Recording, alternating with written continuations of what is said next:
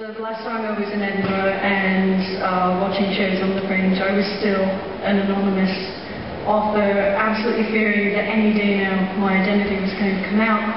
And I've actually come with a friend of mine who is going to do a little opening act. I'm going to sort of introduce him by putting this all in context. This is a friend that I've known for about 10 years, so he knew me before all of the coming out as Belle De Jour happened. And of course he wasn't in on the secret because almost nobody was. When I realised what was going to happen and I had told my story to the Sunday Times, given a big interview, and I knew it was running the next Sunday, I realised for the first time just how many people weren't in on the secret and were going to suddenly hear or open the paper and find out this incredibly shocking thing about me that nobody up to that point knew. So I did what any normal person would do and sent a Facebook message to about 30 of them saying, yeah, it's a really long story, but by the way, I'm the country's most famous prostitute. There's going to be a story in the papers this weekend, just didn't want to catch anybody by surprise, and I hit send on this message. And I heard nothing, absolutely nothing, just radio silence. And of course I'm absolutely cacking myself because, you know, the whole cascade of things starts to run through your head. These are friends and sometimes colleagues of mine. Are they ever going to speak to me again? Well, one of my friends, Richard, he broke the silence about 24 hours later. And his message, which went to everybody who received my original panic message, was, yeah, that's fine and all, but when are you going to introduce me to Billy Piper? So I think without further ado, I think you'll find he's an absolutely fantastic, humane and hilarious human being. This is my friend Richard Jow.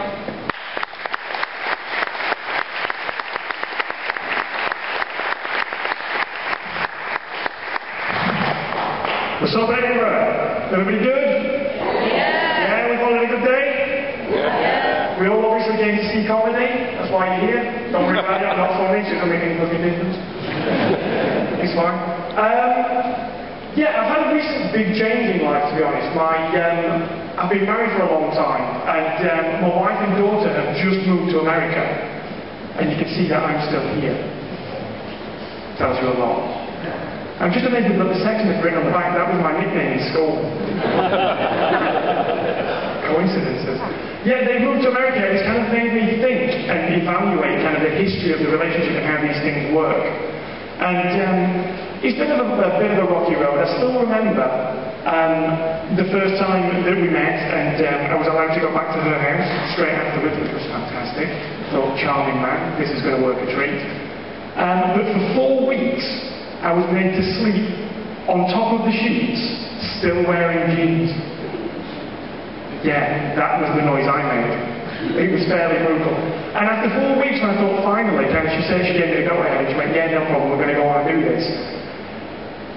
She's an American lady, and what I was expecting was kind of a lot of cultural differences and a lot of language barriers. What I didn't expect was when I actually disrobed and took my jeans off, was she took a step back and ever so slightly gasped and had a look of abject disappointment across her face.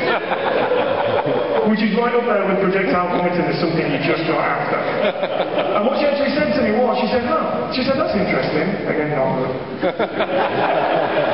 She said, most American men are circumcised and shave their balls.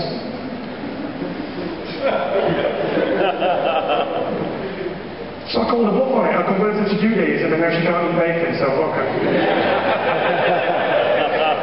No, I didn't. I always say I didn't do that. She can't do that at home for free. I'm a Yorkshireman. But what did I went for the whole cleanly shaven testicular area. That light is bright. I want to ask, have any men gone through this ordeal who wish to admit to it? There's a brave man there. We've got 2. Turn into bingo. 3, 4. Right. I think these guys will agree it's a really kind of harrowing experience. It's kind of like trying to tattoo your name on a poached egg.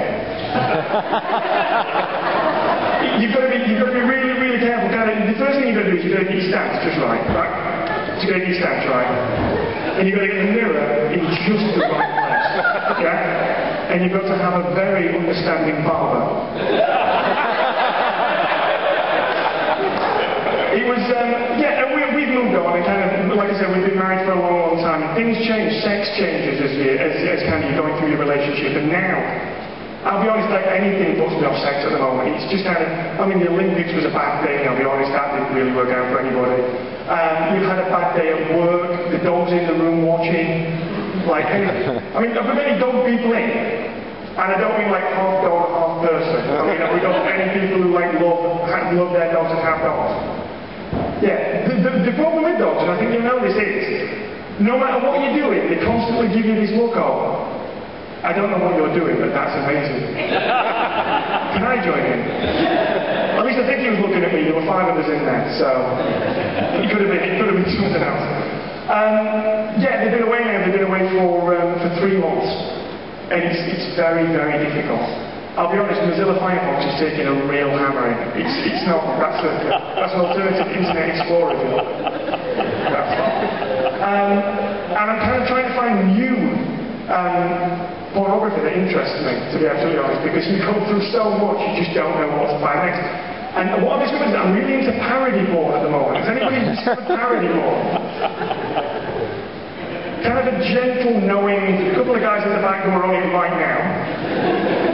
For those who don't know, kind of parody porn is they take kind of a mainstream television program or movie, and they convert it into something that is absolutely filthy and depraved. And it's just genius. It's brilliant. It's like, it generates things like Throbbing Hood. or Missionary Impossible. Like that kind of thing. I was searching through these things, and I came across a film that was really unimaginatively entitled Star Wars, a XXX parody. Now, I will recommend it. Apart from about half an hour in, there is a scene where Princess Leia starts going at Darth Vader. And my first reaction was, dude, what are you doing? There's a stormtrooper right there. Cool Return of the Jedi parody, the whole thing is just going to be you rocking backwards and forwards in therapy, just saying, why did I do that? There's a stormtrooper right there, why did I do that? It's not a good thing. Yeah, while they've been away, I've had a lot of time to kind of think, which is never necessarily a good thing for a comedian, but I've had a lot of time to think. I don't know if you've got this in Edinburgh, or whichever city you happen to be from. Has anybody seen that the NSPCC are selling packets of sweets to raise money for Childline? Has anybody seen this? I can even watch people know where this is going. So yeah, usually you can do £2 for a packet of sweets in the morning. It goes to a telephone line to help abused children. So I don't think it's a bad idea to give paedophiles a win-win situation. Do you know what I mean? Like, oh, I'm sorry about that, little Johnny. I know that's kind of harassing, but I paid earlier so you could phone somebody up afterwards, so don't worry about it. It's, I've actually, I've become a dad for the 2nd time recently. Yes. Yeah, myself and my wife have always been, I mean, it's absolute blessing, and myself and my wife have always been massive fans of kind of the old-fashioned biblical names. So we had a little boy, we called him Moses. He's fucking brilliant, but he's a nightmare to get clean in the bath. Stop pissing about, Moses. Go in shit.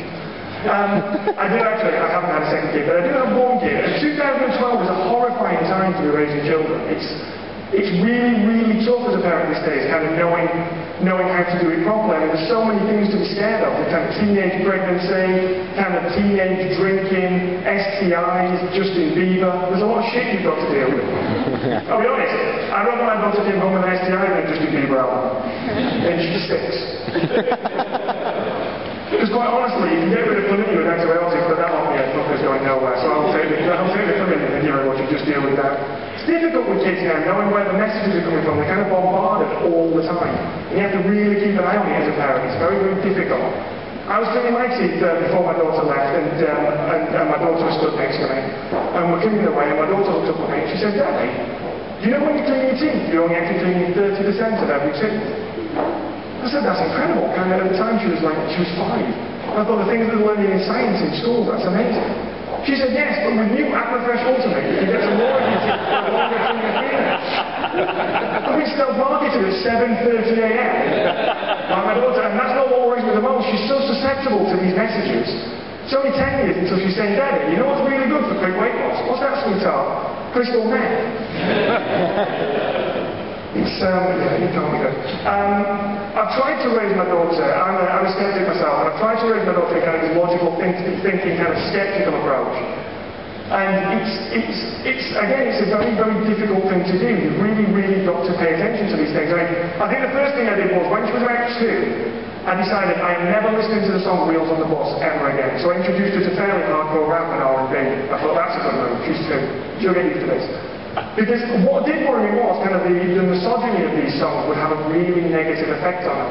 But then I realised how she spent all her life watching Disney princess movies, so she's used to seeing women treated like shit. So she might as well just listen to a little bit of I've got loads of different area codes. It's not as bad as The Little Mermaid, I'll tell you that. I know which woman I'd rather be. It was I will leave you on one last story. Yeah, it was like trying to raise my daughter in kind of this kind of skeptical thinking perspective. She's always been raised to ask questions.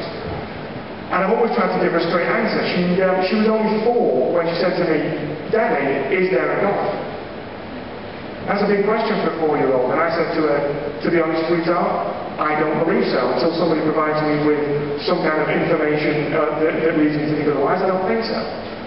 We were watching comic relief once, and she said to me, "Daddy, why are all these children kind of crying, and why haven't you got anything to eat?"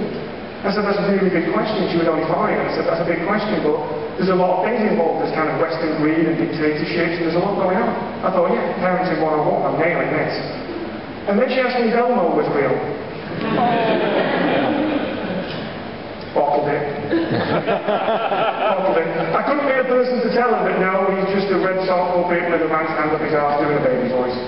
Sorry. Although in my defence, I don't think in 400 years' time there's going to be a war over whether Elmo really bought the dating with the letters A and F. And another group who believe he was never the true Elmo to begin with. I will end this by saying I'm not a researcher. Quite obviously. I have a sample group of 1, and my daughter thinks I'm an idiot. So, that will be the end of that. Thank you very much. I'm Richard Jow. Enjoy the rest of the night. Good night.